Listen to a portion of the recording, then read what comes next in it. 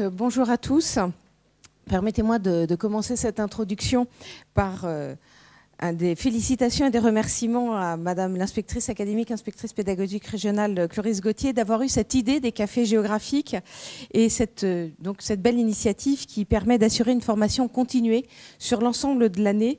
Et je la remercie particulièrement d'avoir eu l'énergie et peut-être même le grain de folie quand il y avait des difficultés techniques et autres pour l'organisation de ces cafés et de cette journée, entraînant avec elle de nombreux acteurs de l'inspection, du corps professoral et de la PSG. À titre plus personnel aussi, merci de m'avoir invité à la fois au début et à la fin, même si j'ai un peu l'impression d'être comme un tic sur un chien qui s'accroche. Mais en tout cas, c'est avec grand plaisir et grand intérêt. Donc, enseigner et apprendre la géographie de la France aux élèves répond, comme l'a pu le souligner déjà Madame Gauthier, à une finalité citoyenne.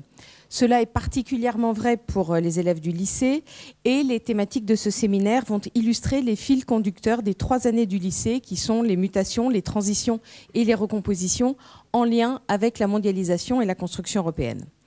Avec cet objectif de la construction de la citoyenneté, la géographie de la France, ou enseigner la géographie de la France, devient une évidence.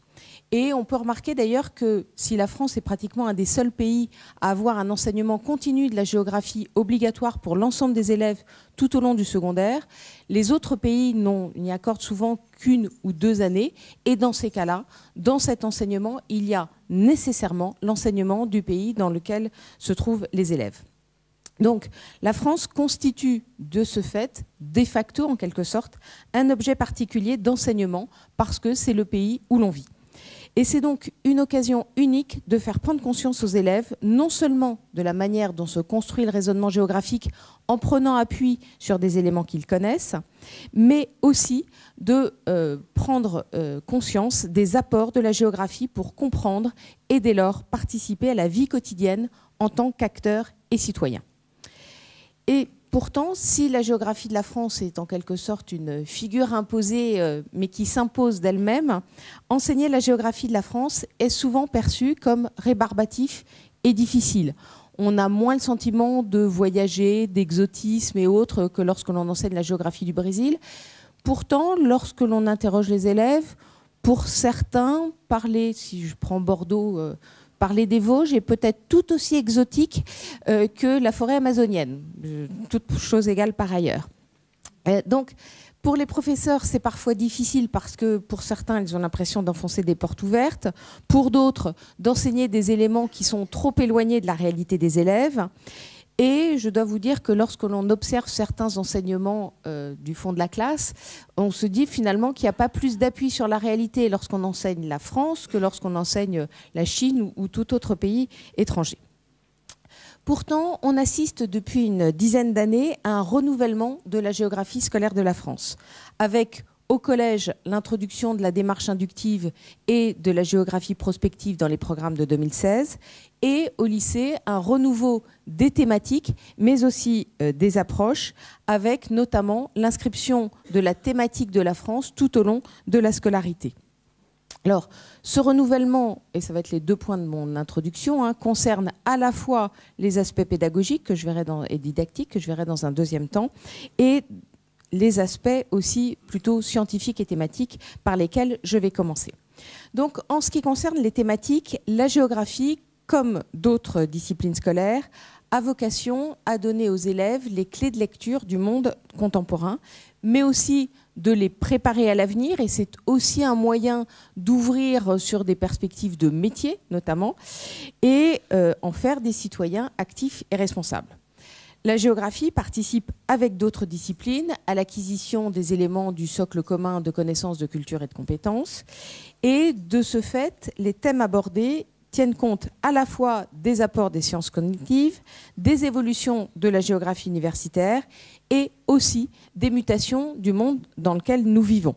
Cela explique notamment qu'on ne parle plus du Brésil puissance émergente, puisque ça avait été la difficulté des 3 dernières années à peu près du programme précédent.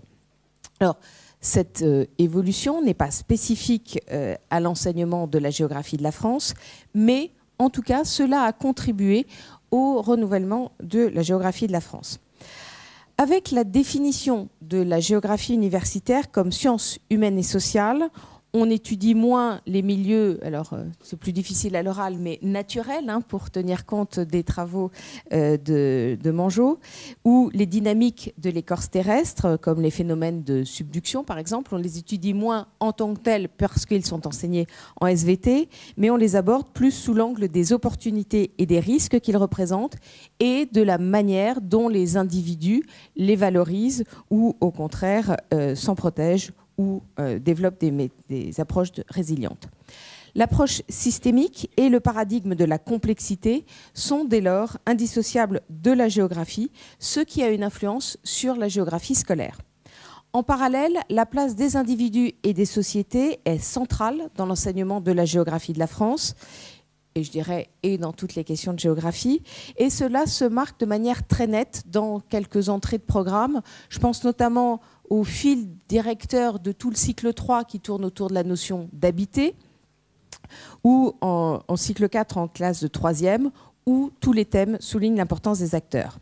Il en est de même au lycée pour chaque question thématique des thèmes de la voie générale, ou encore pour les sujets d'études en voie technologique. À chaque fois, il est expressément fait référence aux acteurs dans toute leur diversité, que ce soit l'État, les entreprises, la société dans son ensemble, les individus ou tel type d'individus. Je pense notamment par exemple aux agriculteurs. Alors, l'enseignement de la géographie de la France, depuis maintenant longtemps, ne se fait plus selon un ordre préétabli de... On pourrait dire, on ouvrait les tiroirs du cadre physique, on refermait, on faisait la population, on refermait, on faisait les villes, on refermait l'économie, et enfin, on en ouvrait plein avec toutes les régions qui se succédaient. Mais on assiste beaucoup plus maintenant sur les notions, et ce, dès le cycle 3. Hein. Donc, il y a à la fois l'importance pour l'enseignant de faire comprendre ce que sont ces notions et comment elles s'incarnent, et pourquoi il est important d'avoir le bon vocable pour désigner tel ou tel phénomène. Mais il faut peut-être aussi veiller de manière plus forte qu'avant à l'acquisition des repères spatiaux, et notamment parce que la géographie numérique, c'est très bien, Google Maps, c'est extraordinaire pour faire des effets de zoom, etc. Mais les repères classiques de nord-sud, et on se trouve au nord ou au sud de la Loire, par exemple, disparaissent de plus en plus, et le fait qu'on utilise plus de cartes papier y contribue aussi. Donc, faire référence aux repères nord-sud et aux grands éléments stables du relief des grandes métropoles, etc., est devenu important. Donc, on accorde aussi davantage de place à l'aménagement du territoire, à l'insertion de la France dans la construction européenne et dans la mondialisation, et aux effets de cette insertion, ce qui se manifeste notamment par la place accordée aux régions transfrontalières, aux migrations, aux littoraux français hexagonaux et ultramarins, mais aussi au rôle joué par la France sur les océans, avec la question de la France puissance maritime en terminale voie générale, ou encore avec les sujets d'études du thème 3 de terminale technologique, le centre spatial guyanais, coopérer pour s'affirmer à l'échelle mondiale, ou encore Disneyland Paris, un marqueur de l'intégration de la France dans la mondialisation. Et de manière plus large, la volonté d'avoir pratiquement toujours au moins un des sujets d'études sur la France. L'enseignement de la géographie de la France a vocation donc à faire comprendre aux élèves qu'au-delà des héritages, la France est constituée de territoires qui sont en mouvement, au sein desquels tous les acteurs jouent un rôle, ce qui contribue à la construction du territoire national. Alors, je ne vais pas continuer à détailler les thèmes, surtout que je vois que le temps passe, et c'est pour ça aussi que je m'accroche à mes notes. J'ai tendance du coup à faire moins de digressions et à respecter le temps imparti, pour arriver donc à la deuxième partie, les aspects pédagogiques et didactiques qui eux aussi ont évolué. Donc, la pédagogie et la didactique, encouragées donc par les évolutions de tout le contexte, n'ont pas évolué de manière spécifique pour l'enseignement de la géographie de la France, mais une attention particulière y est accordée lors de l'enseignement justement de la géographie de la France. Donc cela passe, je l'ai évoqué tout à l'heure, au cycle 3 et au cycle 4, par une démarche qui privilégie fortement la démarche inductive à partir d'une étude de cas. Je fais juste un petit point marquant ou d'insistance sur le fait que l'étude de cas, ce n'est pas un gros exemple développé. Une étude de cas, il y a forcément une problématique et surtout, ça structure le cours derrière. C'est-à-dire qu'à partir du moment où on a une étude de cas, le cours derrière suit nécessairement une démarche inductive. Et une étude de cas, du coup, n'a pas forcément une démarche multiscalaire où on montrerait toujours le lien entre la petite et la grande échelle, ou en l'occurrence entre la grande et la petite échelle. Donc, il y a là une importance, par contre, à faire cette étude de cas sur la France, qui, par contre, s'appuie sur des réalités très concrètes. Et l'avantage de l'étude de cas pour la France, c'est que l'on part d'une réalité qui est familière aux élèves, soit de manière directe, soit par l'intermédiaire des actualités. Et en général, à un moment ou à un autre, vous avez dû entendre, si vous partez justement de l'actualité en disant « mais c'est super, l'actualité, elle suit ce que vous voulez dire ». Mais c'est qu'en fait, la géographie, il y a toujours un point dans le programme qui a été évoqué peu de temps avant aux actualités. Et notamment, justement, au cycle 3, on s'appuie pour l'étude de cas sur la proximité, la réalité directe à proximité des élèves. La prospective permet également de renforcer la prise de conscience du rôle des acteurs en permettant de construire un enseignement de projet autour de la géographie de la France. Donc, la démarche prospective et la démarche inductive, pour la France, sont l'apanage du collège, puisque au lycée, les études de cas sont proposées uniquement pour les questions générales, et au lycée, donc, tout en s'inscrivant sur les acquis des connaissances et des démarches acquises au cycle 3 et au cycle 4, les programmes, eux, ont été construits de manière à mettre en œuvre deux démarches caractéristiques de l'approche géographique, à savoir la démarche multiscalaire ou l'approche multiscalaire et la démarche ou l'approche systémique, en mettant un accent particulier sur la connaissance de la géographie de la France, puisque toute l'approche multiscalaire se fait autour de la géographie de la France. Encore une fois, vous avez l'échelle mondiale dans les questions générales, l'échelle nationale avec la France, le lien entre ces deux échelles à mettre en évidence, ce qui, bien évidemment, s'accompagne d'illustrations qui, là, sont beaucoup plus ponctuelles et donc avec une échelle beaucoup plus grande. Donc, cela a conduit à la mise en place de programmes qui, pour les 3 premières questions donc, de chacune des années du lycée de la voie générale, repose sur une approche donc, multiscalaire. Et l'objectif est double, s'assurer à la fois de la prise de conscience de la part des élèves que ce qu'ils apprennent en géographie est en lien avec la vie quotidienne. Et j'insiste particulièrement sur ce point, il est important, surtout pour l'enseignement de la géographie de la France, d'incarner cet enseignement. C'est-à-dire que ça ne soit pas quelque chose d'exotique qu'on apprend pour le prochain devoir, mais bien parce que cela est une clé de lecture dans le monde dans lequel nous vivons. Et que l'on comprenne aussi les manifestations du réchauffement climatique, l'action des individus à la fois qui l'alimentent, mais aussi qui s'adaptent et qui diminuent pour, encore une fois, la perception du rôle de chacun. Et cela permet également de lier cet enseignement à des enjeux d'actualité, avec donc là l'idée que la géographie est une grille de lecture et de compréhension du monde qui nous entoure. Alors on a pu reprocher à ce thème du coup de faire entre guillemets éclater la France. On avait reproché au précédent d'être un long tunnel en première, d'où le thème conclusif en terminale qui est l'occasion de remobiliser à la fois toutes les notions et aussi de mettre en perspective du coup ces différentes notions et les grands repères, avec la difficulté qu'on est en thème 4 de l'année de terminale et donc l'année se réduit. D'où peut-être l'idée, pour les lycées où les équipes sont peut-être assez stables, la perspective de commencer à alimenter ce dossier dès la classe de seconde et que progressivement les élèves le constituent ou à minima le faire en terminale. Mais cette approche systémique en tout cas est importante parce qu'elle vise à faire prendre conscience aux élèves de la manière dont un géographe s'approprie un terrain et donc met en articulation tous ces éléments. Donc, parallèlement, l'enseignement de la géographie de la France est systématiquement associé au travail de la compétence cartographique, qu'il s'agisse de savoir lire une carte ou un croquis, mais de savoir aussi en réaliser un et de savoir transposer un texte en croquis. Et j'insiste particulièrement sur cette progressivité, c'est-à-dire que quand on fait lire une carte dès le collège, on peut souligner déjà le choix ou attirer l'attention des élèves sur le choix des figurés. Pourquoi là c'est un petit carré plutôt qu'une flèche ou une plage de couleurs.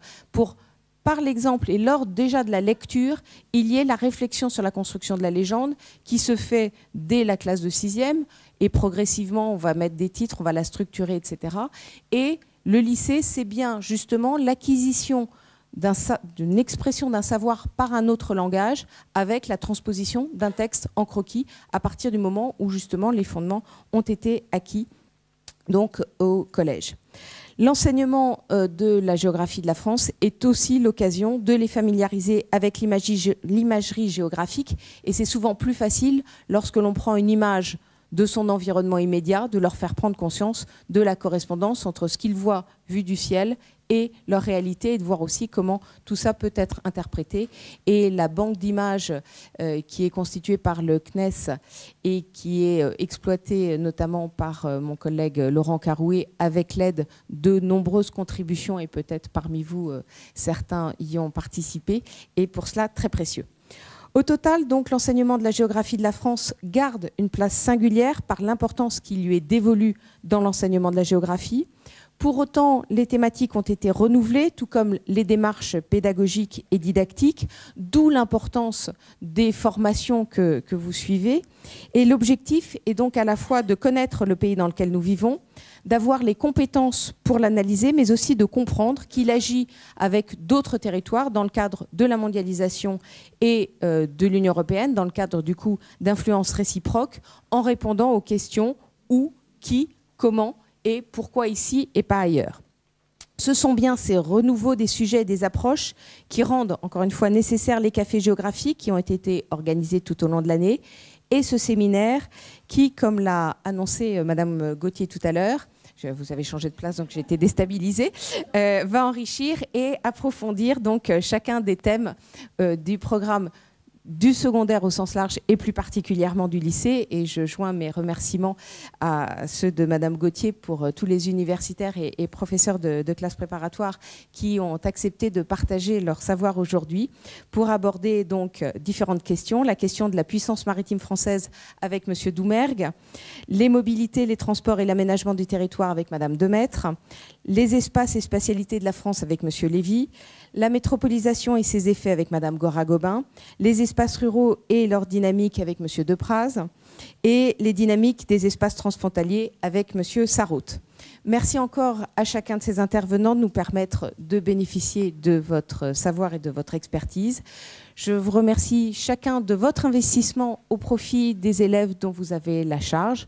Merci de participer à ces formations, de vous engager aussi dans la préparation ou en tant que formateur ou en tant que participant au concours interne. Ceux-ci sont très précieux et je nous souhaite une très bonne journée. Merci beaucoup.